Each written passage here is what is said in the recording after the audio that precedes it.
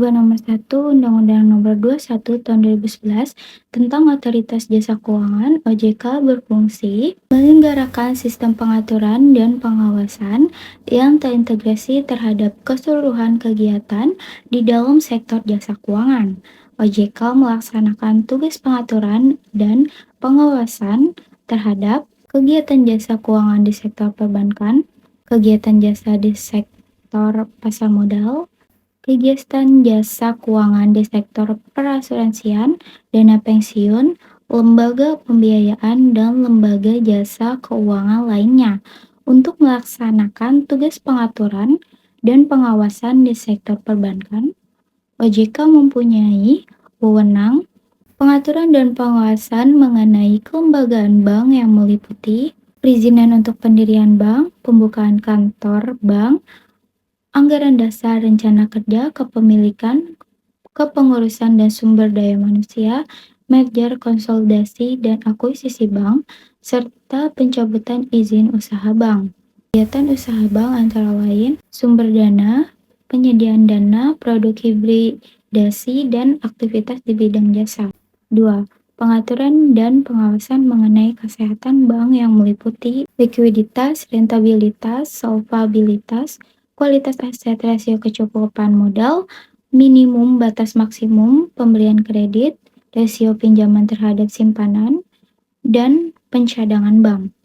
Laporan bank yang terkait dengan kesehatan dan kriteria bank, informasi debitur, pengujian kredit atau kredit testing, standar akuntansi bank, pengaturan dan pengawasan mengenai aspek kehati-hatian bank, meliputi manajemen risiko, tata kelola bank, prinsip mengenal nasabah dan anti pencucian uang, pencegahan pembiayaan terorisme dan kejahatan perbankan, pemeriksaan bank. Jawaban nomor 2. Berdasarkan Undang-Undang PES merupakan lembaga independen yang berfungsi menjamin simpanan nasabah, menyimpan dan turut aktif memelihara stabilitas sistem perbankan sesuai kewenangannya. Simpanan nasabah bank konvensional yang dijamin LPF berbentuk tabungan deposito, giro, sertifikat deposito, dan bentuk lainnya yang dipersamakan dengan itu. Selain itu, LPS juga menjamin simpanan nasabah bank dengan prinsip syariah yang berbentuk giro berdasarkan prinsip wadiah, giro berdasarkan prinsip mudharabah, tabungan berdasarkan prinsip wadiah, tabungan berdasarkan prinsip mudharabah mutlaqah atau prinsip mudharabah muqayyadah yang resikonya ditanggung oleh bank.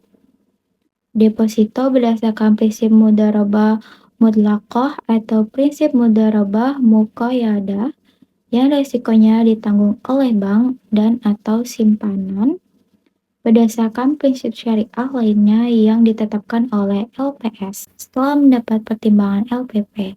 Nilai simpanan yang dijamin oleh LPS paling tinggi sebesar 2 miliar per nasabah per bank sejak tanggal 13 Oktober 2008 apabila seorang nasabah mempunyai beberapa rekening simpanan pada suatu bank, maka untuk menghitung simpanan yang dijamin saldo seluruh rekening tersebut dijumlahkan.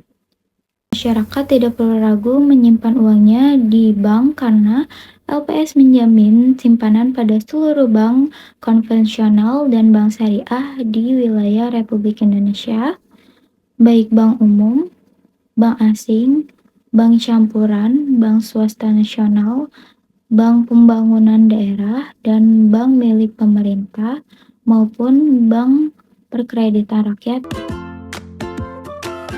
Jawaban nomor 3. Pusat Pelaporan dan Analisis Transaksi Keuangan atau PPATK merupakan lembaga sentral focal point yang mengkoordinasikan pelaksanaan upaya pencegahan dan pemberantasan tindak pidana pencucian uang di Indonesia. Secara internasional, PPATK merupakan suatu Financial Intelligence Unit atau FIU yang memiliki tugas dan wewenang untuk menerima laporan transversi keuangan, melakukan analisis atas laporan transaksi keuangan, dan meneruskan hasil analisis kepada lembaga penegak hukum. Keberadaan Undang-Undang Nomor 8 Tahun 2010 memperkuat keberadaan PPATK sebagai lembaga independen dan bebas dari campur tangan dan pengaruh dari kekuasaan maupun setiap orang dilarang melakukan segala bentuk campur tangan terhadap pelaksanaan tugas dan wewenang PPATK. PPATK bertanggung jawab langsung kepada Presiden Republik Indonesia. Sebagai bentuk akuntabilitas, PPATK membuat dan menyampaikan laporan pelaksanaan tugas, fungsi, dan wewenangnya secara berkala setiap 6 bulan kepada Presiden dan Dewan Perwakilan Rakyat. Dalam menjalankan tugasnya, PPATK memiliki fungsi yang meliputi pencegahan dan pemberantasan pencucian uang untuk memastikan kebijakan dan tindakan pencegahan serta pemberantasan tindak pidana pencucian yang dijalankan dengan efektif. 2. Pengelolaan data dan informasi. Pengelolaan dan menganalisis informasi yang diperoleh untuk keperluan pencegahan pencucian uang. 3. Pengawasan terhadap kepatuhan pihak pelapor, memantau kepatuhan dari pihak yang melakukan pelaporan terhadap transaksi keuangan yang mencurigakan. 4. Analisis transaksi keuangan, melakukan analisis mendalam terhadap laporan dan informasi transaksi keuangan yang menunjukkan indikasi pencucian uang atau kejahatan keuangan lainnya.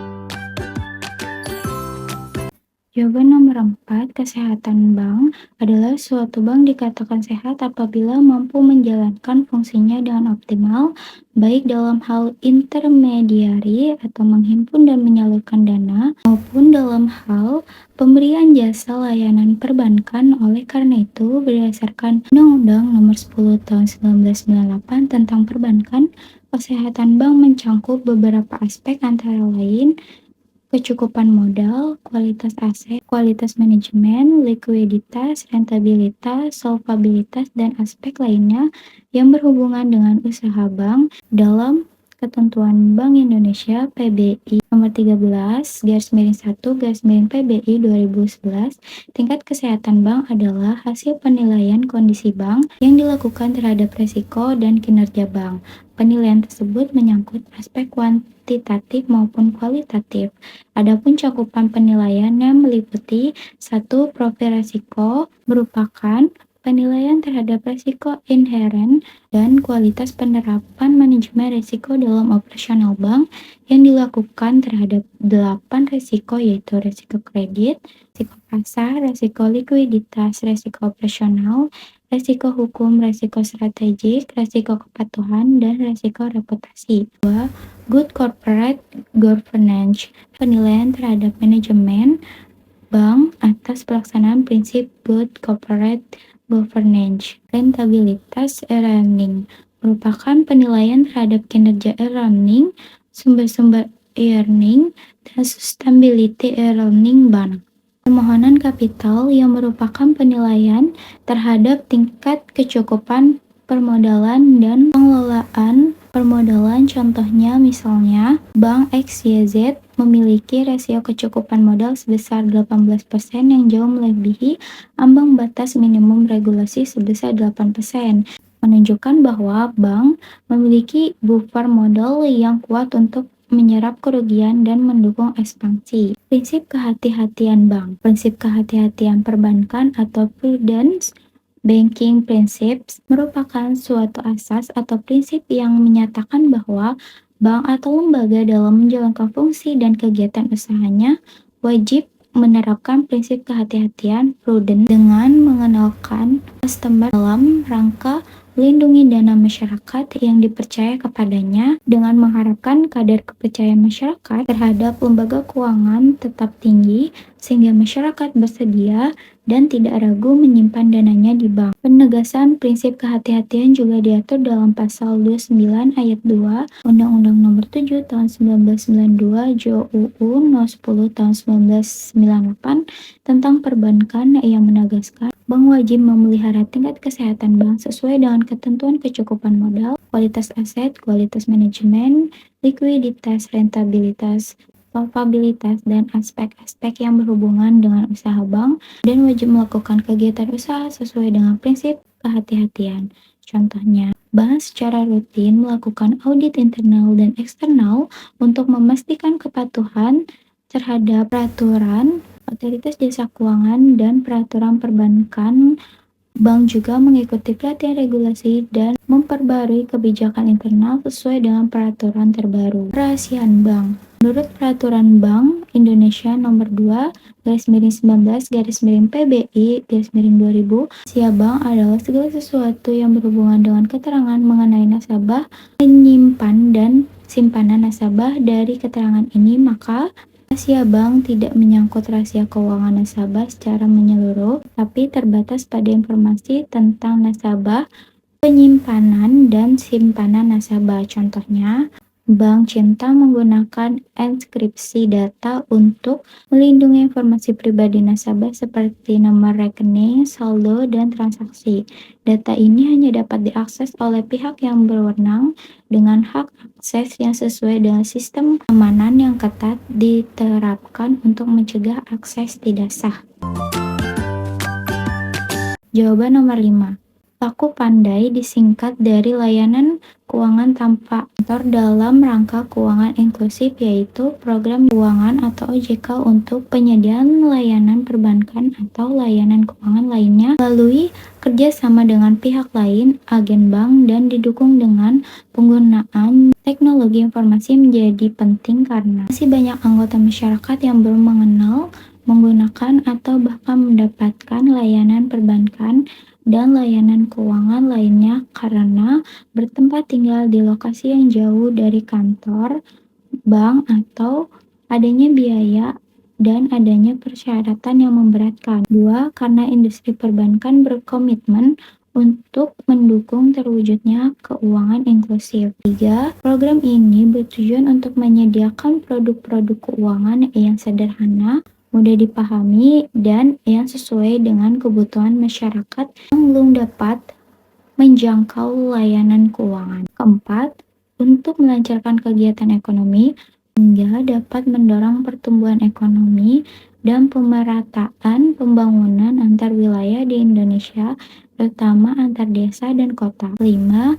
Untuk peningkatan efisiensi operasional, bank dapat menghemat biaya sewa, utilitas, dan tenaga kerja.